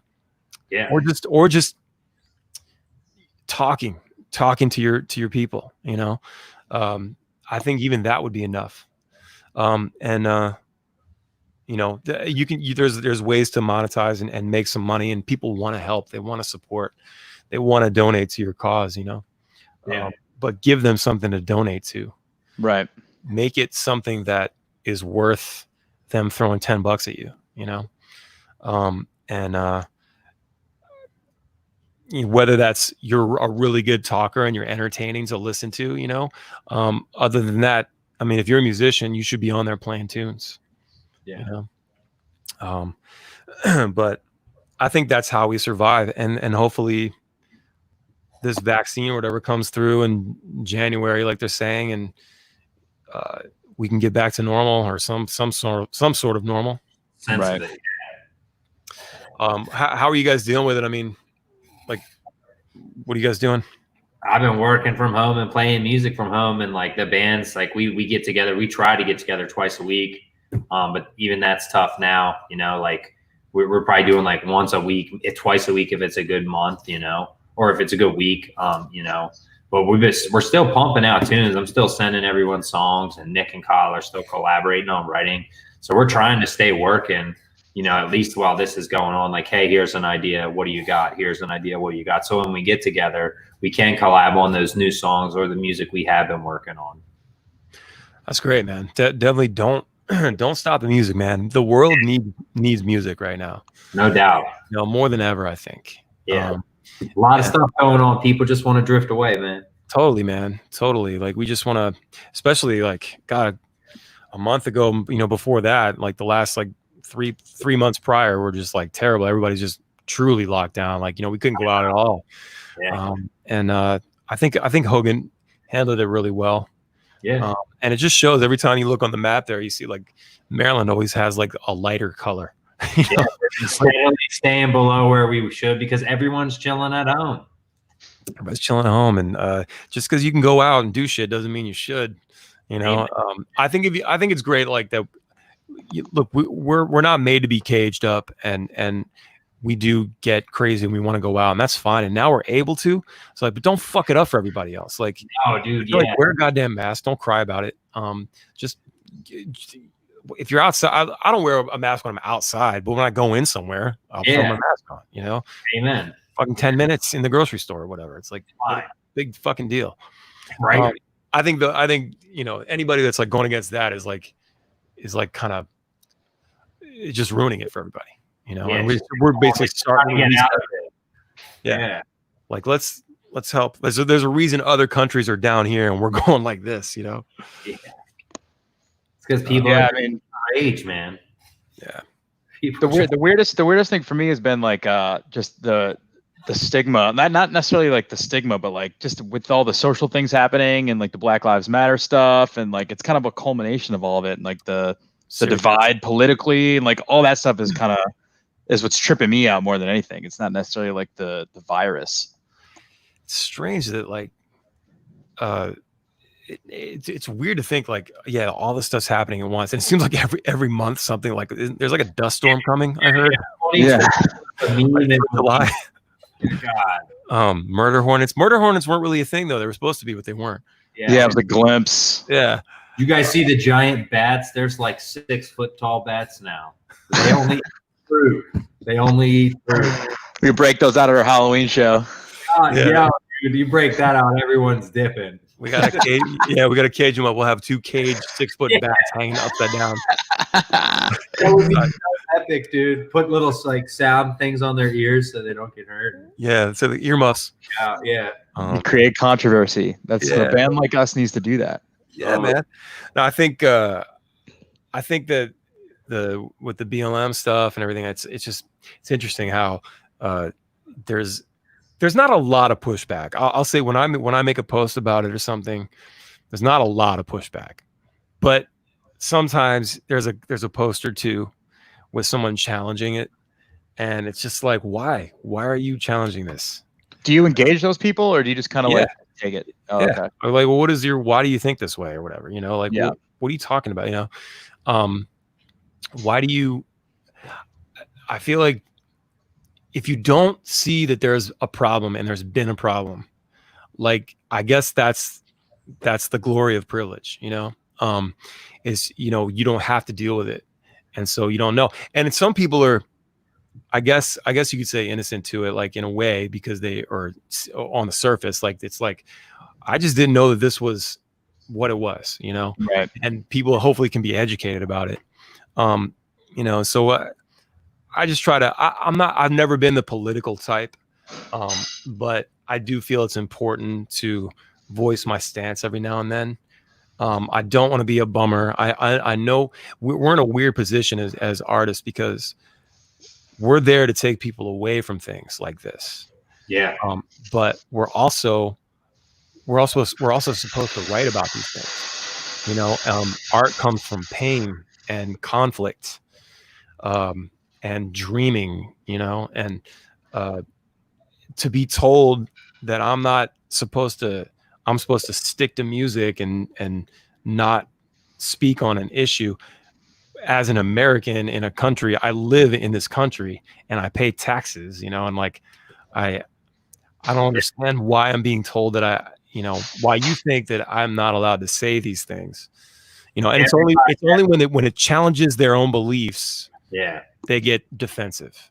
Yeah. You know? Well, it's even crazier than that is like to think that it would affect their view of your music, or like even if like there's not as much of a fan of you anymore because you take a certain stance. That's just weird. And that's what doesn't bother me. I'm just like, right. I'm like, I don't care if you don't listen to us anymore. Right. You know? Like, I don't care if you don't pay attention to what we're doing. You don't watch our videos. You don't listen to our songs. Come to our shows. I don't want you to do any of that stuff.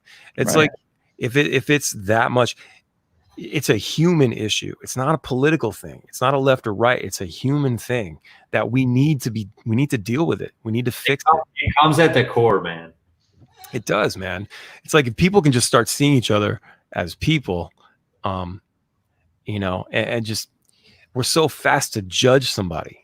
And I'm guilty of it too, man. I'm not saying I'm completely innocent in all this stuff. Like, just, you have that thing where you look at somebody, the way they're dressed or the way they look, you're like, oh, he's that. It's like, it's just this thing. Yeah. At the heart,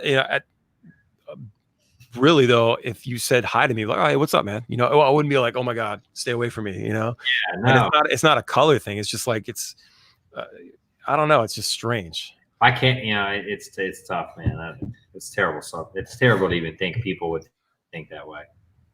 Yeah. We need to. We got a song coming out with you about unifying. So it's crazy. We wrote that song, and then it's crazy all this is happening.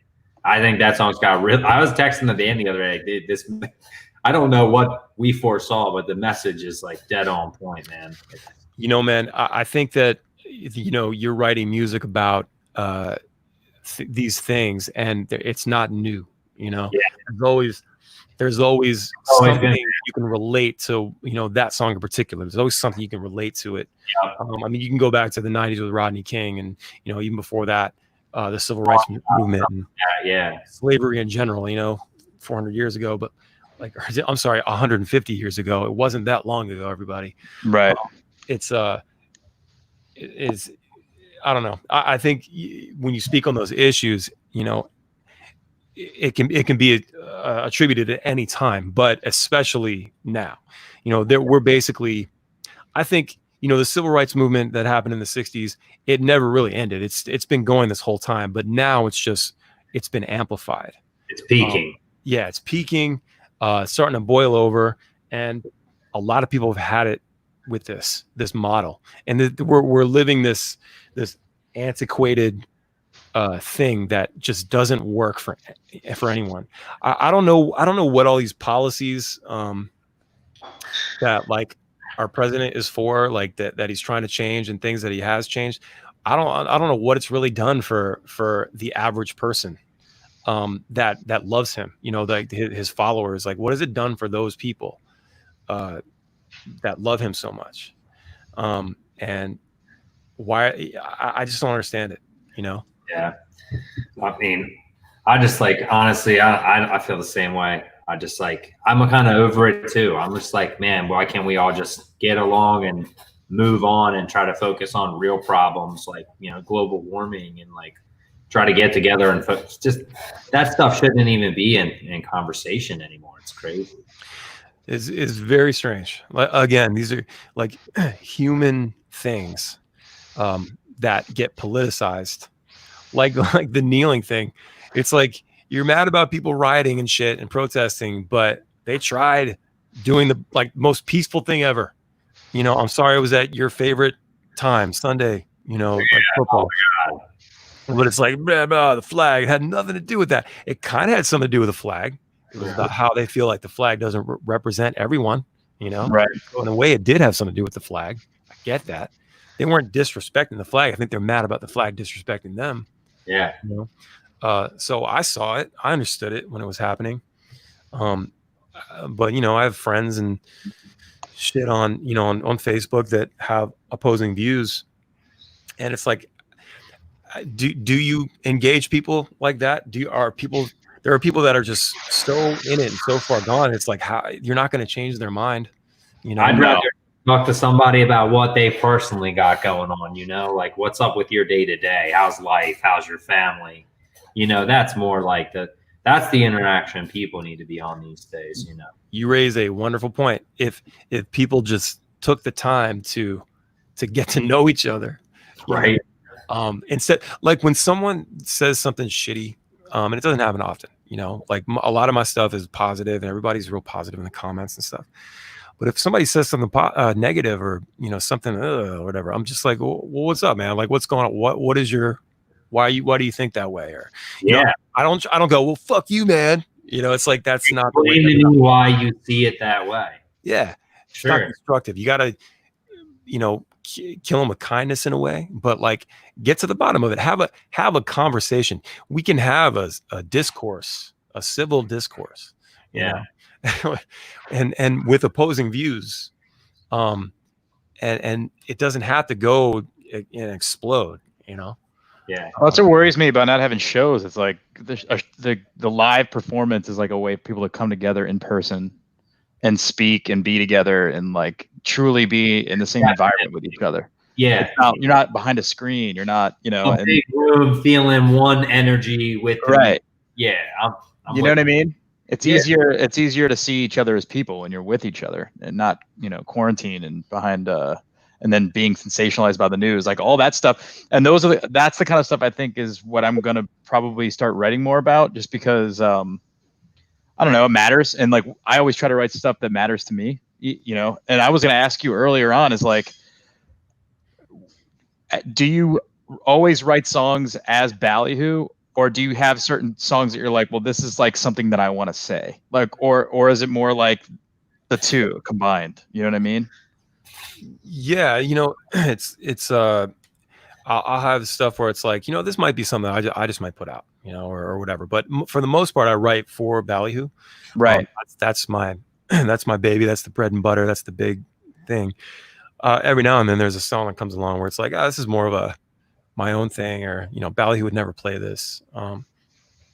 But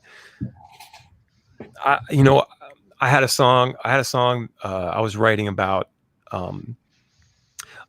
two divorcing parents that were just over it, and they had kids, and the kids were getting kind of put in the middle, and the guy was getting kind of dragged through the mud,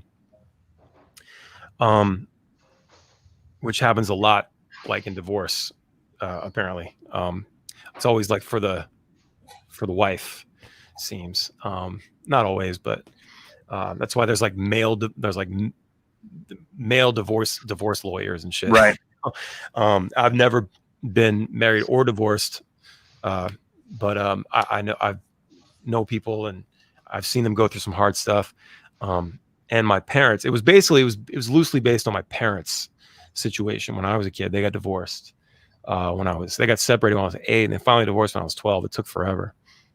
But I was kind of talking about the feelings that I felt, but sort of like how it must have felt for them. And I got to read like some this is like after the fact, but when my dad passed away, I got into his file cabinet and got all his stuff, and he kept everything. And I read a transcript of like one of their like divorce hearings at court, and it was like this whole like long thing, and I could hear their voices in my head going back and forth at each other, and it was the most ridiculous shit. It sounded like fucking kids, you know, and just how like they were just just digging at each other. And so I wrote the song about that, and it was, I got told like, hey, you know, that's probably a little too dark. Like, you should probably like not write about that. And I got mad, you know. I was like, fuck that, man. This is like, this is real shit, man. It's real shit. Look, some 18-year-olds might not be into it, but I know a bunch of 30-somethings that would probably be like connect with this, you know. Yeah. And it didn't fly. I ended up rewriting the lyrics, and it became a song called Gone Girl, which was about a guy being, I write a lot of songs about guys being insecure and like like hoping the girl doesn't leave him and shit, whatever.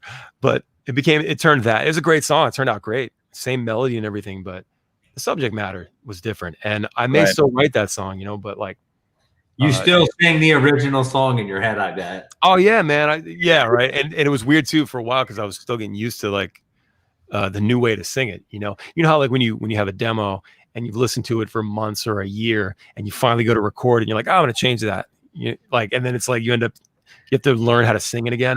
Yeah. You know. So yeah, man. I think songwriting is a very special but personal thing.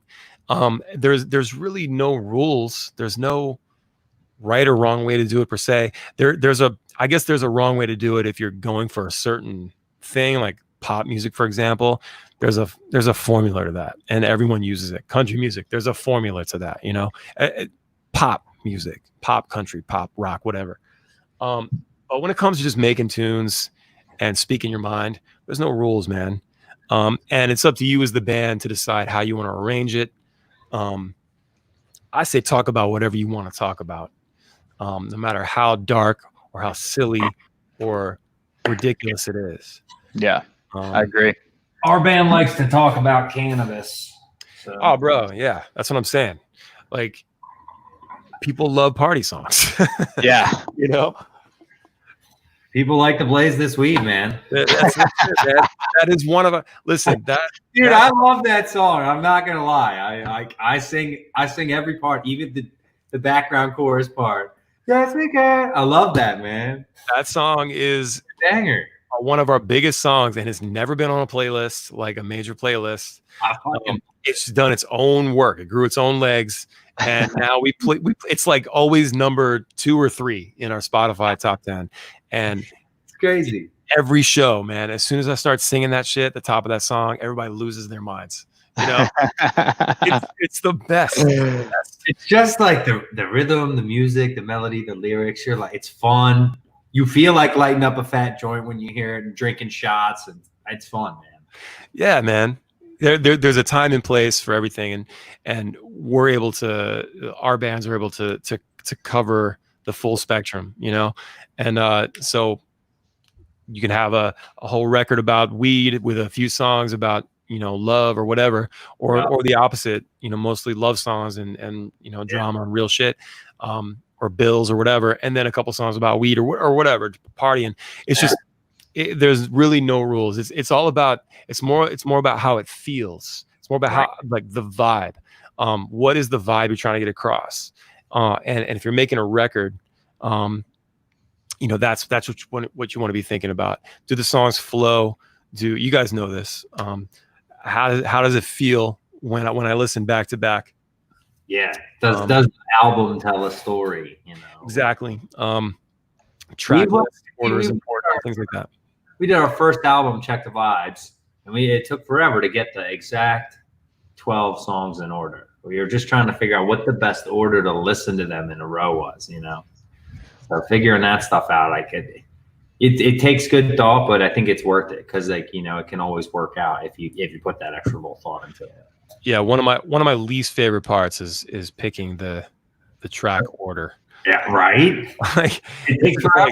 I'm so bored. I'm just like, oh, like, these are great songs, but man, I don't want to sit and listen to shit over and over again, trying to figure it out. Like, are we even gonna have to do that eventually? I mean, we just like singles, you know.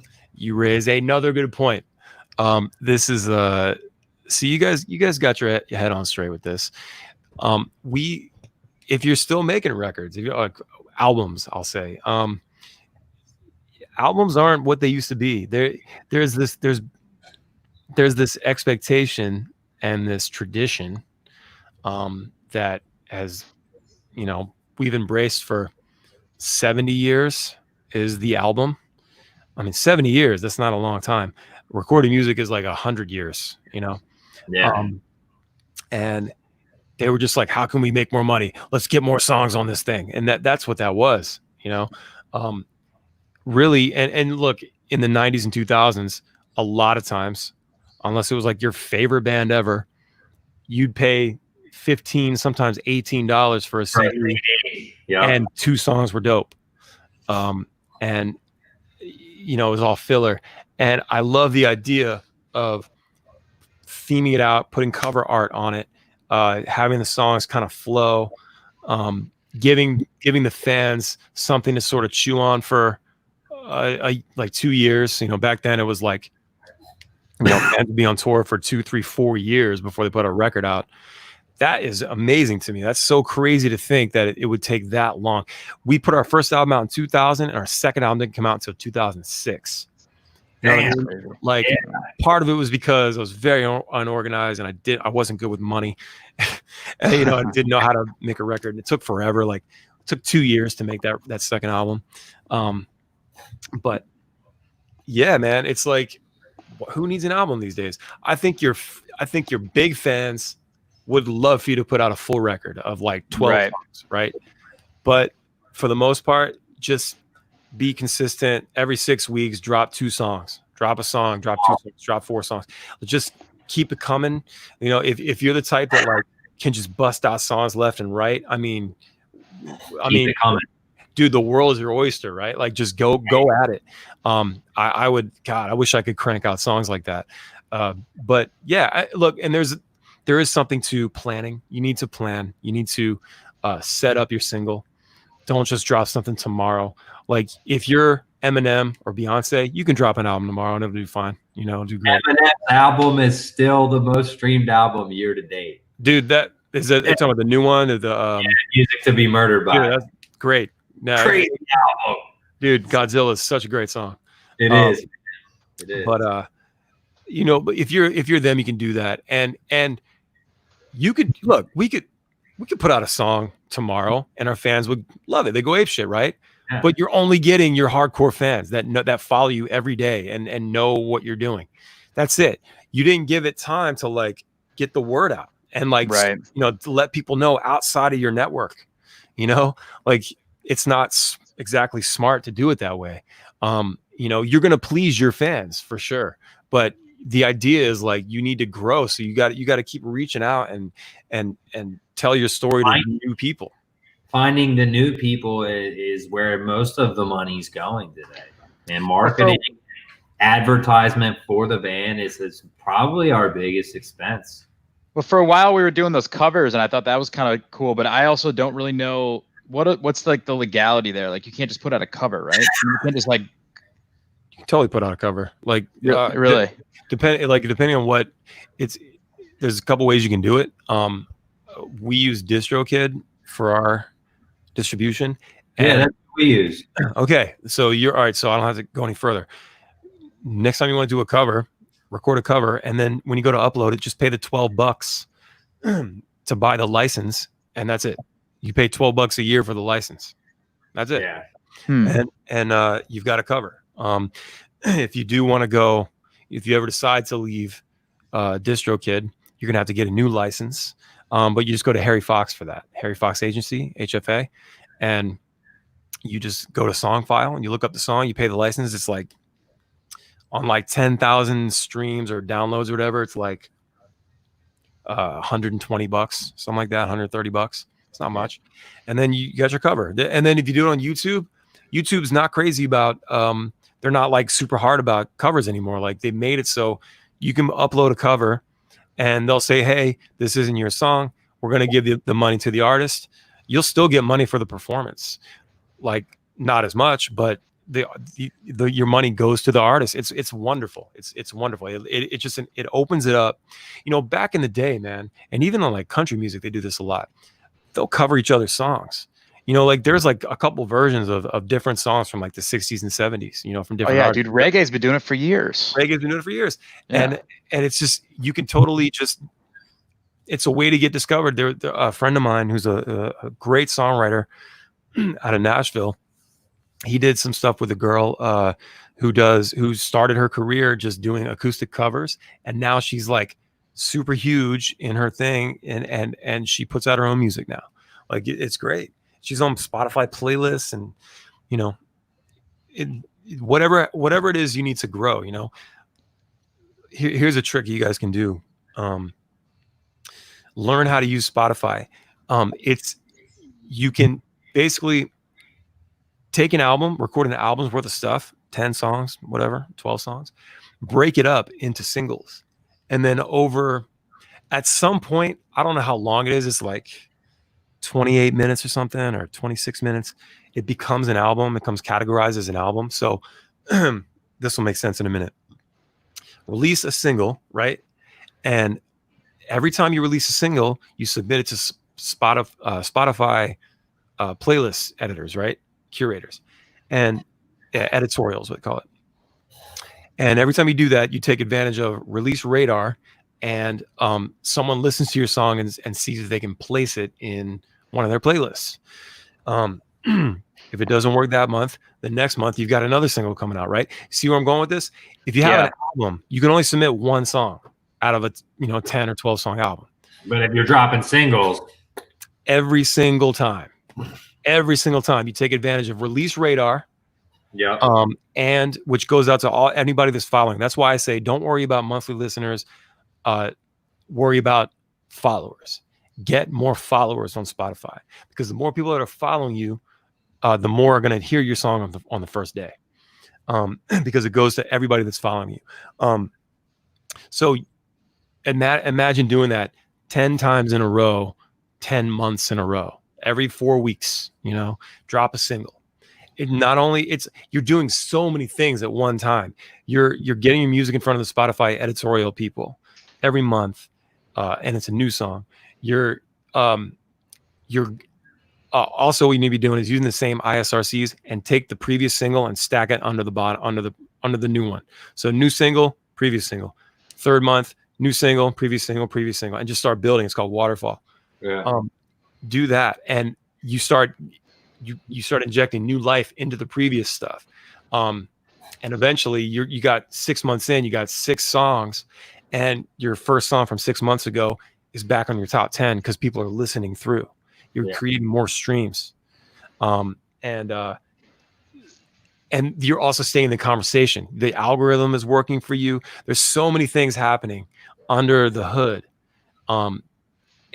That's what I mean by staying in the conversation. Yeah. It means frequent and consistent releases, Yeah. We got to get to work, Logue. Get to work, Logue. I'm all about it. I mean, like, the ideas are never dry of ideas. I feel like it's always, and we just had a meeting about the Spotify stuff yesterday with Fernando, our manager. And it makes so much sense, especially if you're like a data-driven person and you like see how it all kind of plays in. The data is crazy. They do these Spotify's all analytical. They're really good at presenting the data, which like we could. I mean, at this point, there's like no reason why, other than just not getting up and doing it, why you can't, start doing more. But yeah, man, we got to get to it. Use the data too. Like use the data. Like next time you go on tour, look at find the city or the closest city on your in your Spotify, and build your set list around the popular songs in that town. That's what you can do. Like you can see what songs are the most popular in Cleveland or. Whoa, that's crazy. So you notice there are certain, I guess, genres or like certain songs that are very popular in that city. You can go on your Spotify and at your artist page and look at that. You can see it. Like it's wild. You can see your top cities, so you can build a tour around just the top 10 cities if you want, and then you can go into like and see what in the songs. I think it's like let me see if I can share my screen here. Pretty wild. Where is it? Where'd you go? I'm sure some of those will like surprise you too. Like, what? This song's super popular in Idaho? Dude, the potato farmers are crushing it. That's the thing about music, man. It's like you just don't know.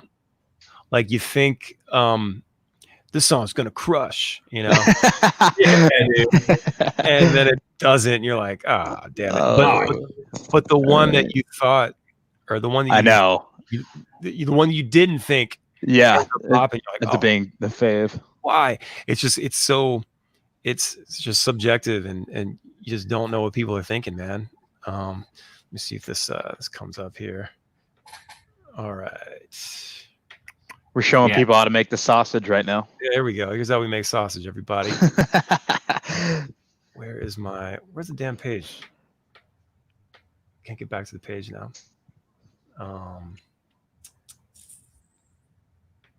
Just disappeared on me.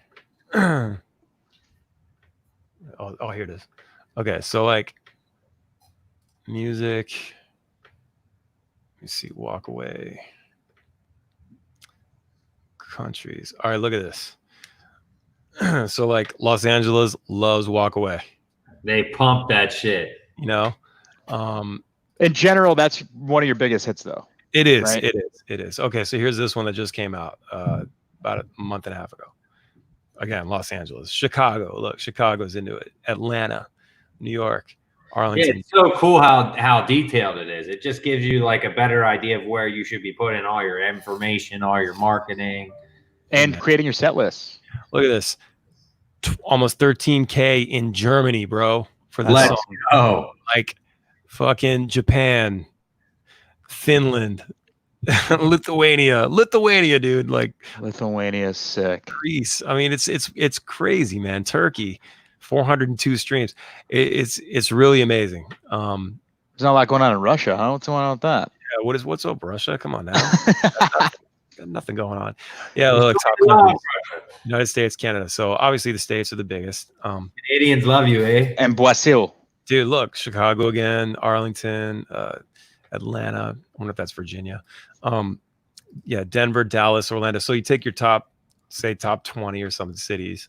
Yeah, I mean, you can build a set list. You can, I mean, you use the data to target your ads too, you know? Yeah. You say, oh, we got a lot of streams for Dark Sunglasses in Los Angeles. Let's take that song.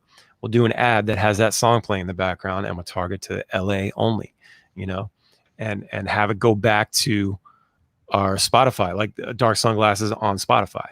You know, it's just like, I don't know. Dude, could you imagine recording Walk Away in Spanish? Oh, dude, yeah, I know. We probably should, man. We would just open up a whole new world. I could hear that right now. Can I get a copy of that? Use your data here. Listeners also like Expendables, Mike Pinto, B Foundation, all the way down to Pepper. Like, so target fans of Pepper, target fans of Long Beach Football Stars, Iration, Expendable. Like, use the data. I mean, we have all these tools, like learn how to interpret it, you know? Yeah. Amen. So, you know. It's motivating. It is, man. It is. It's a lot of fun to look at that stuff, and it's a lot of fun to see the reaction. And I don't know. I definitely say for bands too, like if you don't have a Facebook group, start one.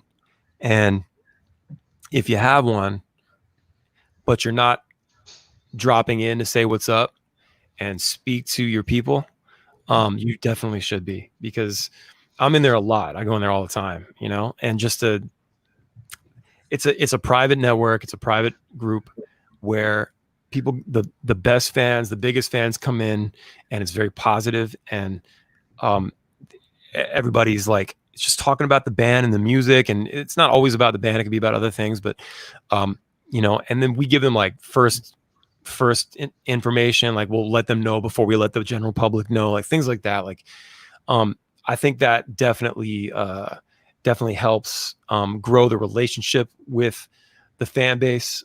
You need to be accessible. You need to show that you care, you know, you're not just like writing songs and buy my shit, man, you know, like, right. Like, that's not, you know, they'll see right through it. And, you know, a good song is a good song, but I think it can go so much further, and you'll get longevity. That's what happens with pop artists, I think, is that they don't have that foundation underneath them. They didn't go out and do the work, touring, playing shit clubs and doing the stuff. They just got on the radio. They got put together by a label and got put on the radio. And all of a sudden, here they are doing these big ass shows. And the minute they don't have a hit, people forget about them. You know? Yeah, it's like the community aspect of it too. It's like, you know, the intention behind why you're doing music in general is because you want to have a community of people that are all, you know, they feel like they're part of a community. You can drop into the Facebook group and see what's up and get, you know, brighten your day and just be part of something. I think we definitely have a lot of that. Just got to do more of it. Yeah. Yeah, man. And there's never enough. You want, like I said, you want to over deliver as much as possible. And the more you can, the more you think, more things you can think about, get creative, think outside the box, you know, and people get excited and they want to support, you know, for sure. I think that's the key to like our success and doing, I mean, look, the only reason that any of us are doing what we're doing, you know, as far when it comes to touring and having decent numbers on Spotify and things, is because people are listening to it. They're coming to the shows. They're, you know, it's like, if we didn't have an audience, who do we play to? How do we survive? How do we keep this going? You know, you guys will eventually get out of working them day jobs, you know? Yes.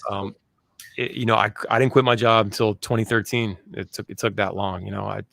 We were on tour for 7 years before I quit my job. That's crazy, man. Really? Yeah. And I'm not saying it's going to take you or anybody else that long, but it just, some people it happens faster, some it happens slower. Ours has been a very slow process. I mean, like I said, 25 years. Dude, the day I moved to Baltimore from Michigan, I'm from the suburbs of Detroit. Day I moved here, we went to go see you guys. You guys were doing Sublime cover set at Fells Point. Do you remember that? You were there for that? Nice. Yeah, dude. That was my welcome to Baltimore. It was at like Fells Point. You had super long hair. Yeah. It was 06. 06. God damn, that's crazy. You remember that? That was crazy. Was that part of Fells Point Festival? It was a 90 Rock thing. Yep. That was so fun, man. Yeah, they were like, "Hey, you guys want to do the Sublime set?" I was like, "Yeah, sure." It was great. Yeah, it was sick. Look, Donald Spangler chimes in slow. He knows. Donald's been there the whole time. Me and Donald started this band together in our mom's basement. Oh, that's beautiful. Yep, it's been an incredible time, hasn't it, Donald? I feel like I missed out on something really, really good at that show, you guys. Young Howi was probably killing it. Dude, it was mind-blowing. It was literally my favorite band at the time was Sublime. I was like, what? Who are these guys? Oh, yeah, man. Yeah, it was the best, man. And we were like, I knew, I was like, we're the only band in this town that can do that. I felt like you were. I love Sublime so much. And I was like, nobody's going to do it the way we're going to do it. We're doing Sublime. Like, we're doing it. Yeah, so, we're doing it. We're doing it. We're doing that it. Would be doing it. Dude. Like, you guys, we're going to do this. It's fine. So before we wrap up here, we got anybody has any questions for these guys, please feel free to throw them out right now. I just saw one. Where is it? Oh, here we go. Jason says, where in Detroit are you from? So it's called Canton, Plymouth, area. It's right outside. It's like 45 minutes away from the city, but it's like still Wayne County. So it's called Canton, Michigan. Just a little suburb town. We played some shows up there. Played one of our first shows on tour actually up there. It was in Detroit, and it was called the Old Miami. That's in the city. That's in yeah. That's a historic spot. Yeah, we played there, and that day, like, we didn't get paid. There were 3 people. There was like the bartender and 2 friends of the bartender sitting there. We'd never been there. Oh man, we didn't bar though. Yeah, we tried to sell merch. We sold nothing. We made no money from playing, and we sat there all day long. It was kind of cold, for like, I think it was like April or early May, and it was cold and it was rainy. And we put the bands we were on tour together with. We put the vans together like this, and put a tarp over top, and we're like. We're like cooking beans and shit in the middle, like sitting in the lawn chair, cooking beans and like eating beans and cold ravioli. Yeah, we played that night, but we rocked it. We did a show, like there were 500 people there, and crushed it. So that's so Detroit. Yeah, he says he's from Pinckney near Brighton and Ann Arbor. Oh, nice. Yeah, I know Pinckney very well. Nice. Yeah, man. We'll probably cross paths at some point, maybe at Brighton Skate Park. Dave says, did Logan mention a song collaboration with Ballyhoo? When's it coming out? Oh, yeah. Well, I'm producing some of their new stuff.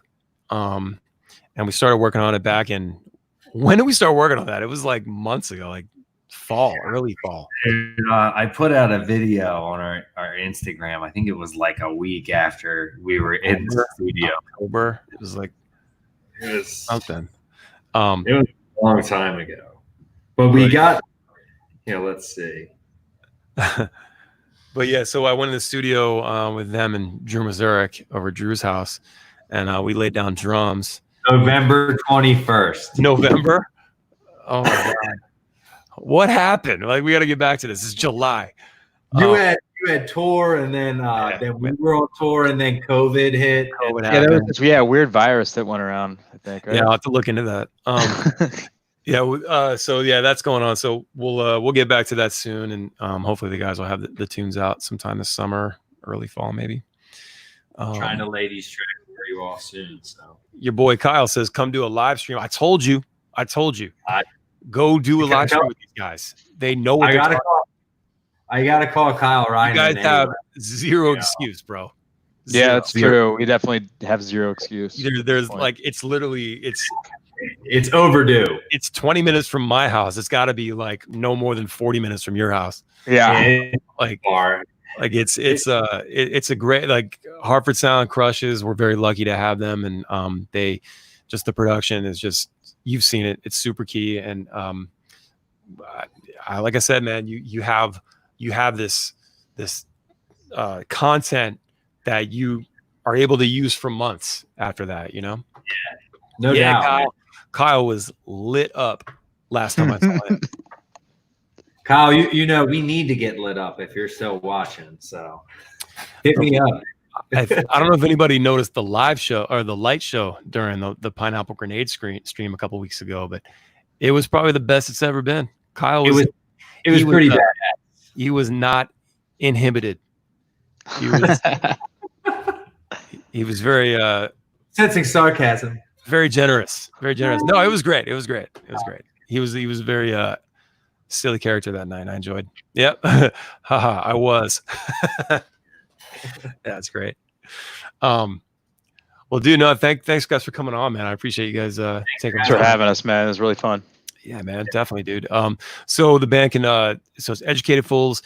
Spell it out for everybody so they know where to find you. Go ahead, Logan.